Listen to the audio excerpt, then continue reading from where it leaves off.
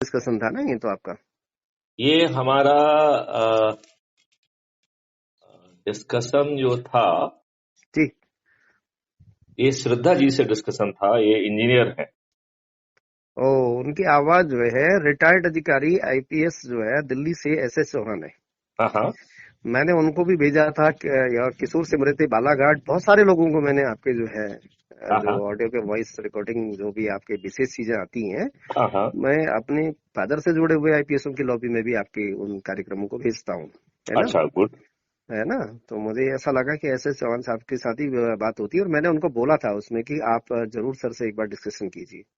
हाँ। आप ऐसे एक तंत्र से निकले हुए लोग हैं जो तंत्र को बदल सकते हैं, क्योंकि आपको क्या नहीं, है। लेकिन हम में से हाँ हाँ अधिकांश लोग उसका हिस्सा बने रहे हैं। हाँ, और पूरी तरह अभी से भी पता है हम ना, लोग बारीकियां पता है उसकी। अभी भी हम लोग डरे हुए प्राणी हैं। रिटायर के बाद काय का डरने का सर, आप अगर ऐसे कहेंगे तो। अरे लोग मैं आपको बताऊं, हम्म। लगता है कि इससे जो है ना हमारा कोई पोस्ट रिटायरमेंट बेनिफिट जो है ना, पोस्ट रिटायरमेंट जो है ना, कोई पोस्टिंग जो है ना शायद मिल जाए, ये सब जारी होगा तो वो नहीं गलत मिलेगी। गलत गलत गलत आदमी की विचारधारा लोग लालच और लेके जो चलते। है ना लोभ की हाँ, तो कोई सीमा नहीं है ना। नहीं, आपने एक मेरे को, जब मेरे से आपका संवाद था, वो जब मैं आपके विचारों को सुन रहा था, उसमें आपने एक बहुत चीज प्रमुखता से रखी थी कि देखिए, एक छोटे से थाने पे काम करने वाले व्यक्ति से लेकर ऊपर तक का व्यक्ति कहीं न कहीं अभिलाषा रखकर ही वो पोस्टेड होता है। कपड़े वाले हेलो सॉरी, हाँ।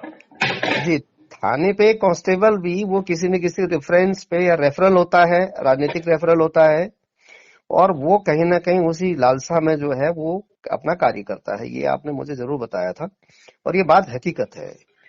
लेकिन मैं इतना मानता हूं कि आईएएस और आईपीएस एक इतनी बड़ी चीज होती है, इतना बड़ा बौद्धिक उनके पास में होता है। देखो, मैं आपको ये आप ही लोग समाज को बदल सकते देखिए, मैं हैं, आपको एक इसमें चीज कोई दो बता मत दूं, नहीं है। जस्ट समाज के सामने ये बातें तभी आ पाएंगी देखिए सर।